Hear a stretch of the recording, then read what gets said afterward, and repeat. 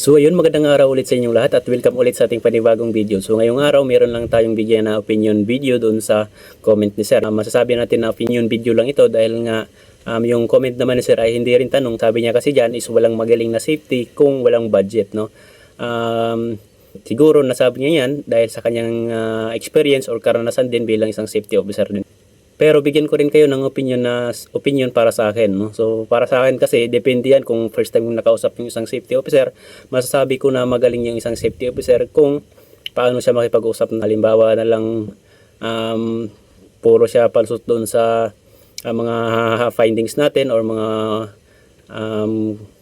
correction, or kung kaya niyang tanggapin yung mga comments natin or mga findings doon sa area niya, no? So mga ganung bagay. Tapos pangalawa, dapat yung isang safety officer, masasabi natin na magaling ang isang safety officer kung makikita natin yung mga report niya, yung mga documentation niya, yung mga ganung bagay. Kasi para sa akin doon, masasabi ko na magaling yung isang safety officer kung example na lang meron akong nakikitang comments or suggestion doon sa area niya, findings, tapos pagdating sa report, nandun yan, naka-report na pala yun sa kanya, no? Ibig sabihin, hindi ko pa nasabi, hindi ko pa nakita yung findings na yun, is alam niya na o reported niya na. Ibig sabihin, wala sa kanya yung mali, wala sa kanya yung bula kung bakit ganito, ganyan. Or example, merong aksidente, bakit na aksidente? Dahil nga may report naman siya nung ginagawa, may documents naman siya ginagawa.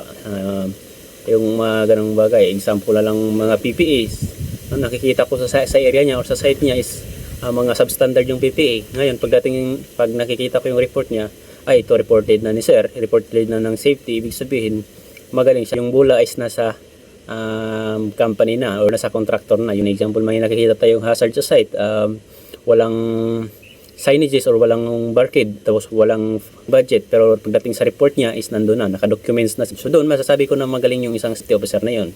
So yun yung para sa akin na masasabi ko, kahit walang budget yung isang company, walang budget sa safety, masasabi ko pa rin na magaling yung isang safety officer kung harap ko sa kung makakausap ko siya. Depende, makikita ko doon kung paano siya sumagot, kung paano siya makipag-usap regarding safety. Tapos yung pangalawa, kung paano siya mag-report, no? Dapat yung mga report niya, mga findings niya, yung mga hazard niya is nandun sa mga daily report niya, yung mga ganong bagay. So ibig sabihin, pag nagpunta ako sa area niya, mga naka-report na yung mga hazard doon, reported na, documents na, recorded na niya, ibig sabihin magaling yung safety officer na yun, no? Tapos yung pangatlo, yung mga events niya or yung mga look-ahead plan niya, kung ano yung mga nandun nakalagay na mga events niya.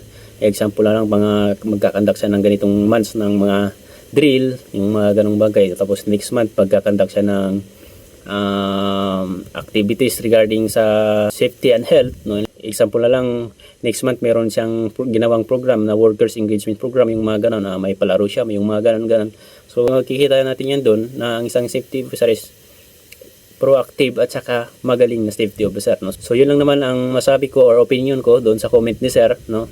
So lahat naman tayo may kanya-kanyang opinion, depende po yan sa inyo. Wala naman pong tama at mali doon sa opinion, no? Yung opinion yan, depende yan sa karanasan natin o experience doon sa trabaho natin, no? So yun lang naman ang masasabi ko, your opinion ko. Maraming salamat and God bless sa inyong lahat. Thank you.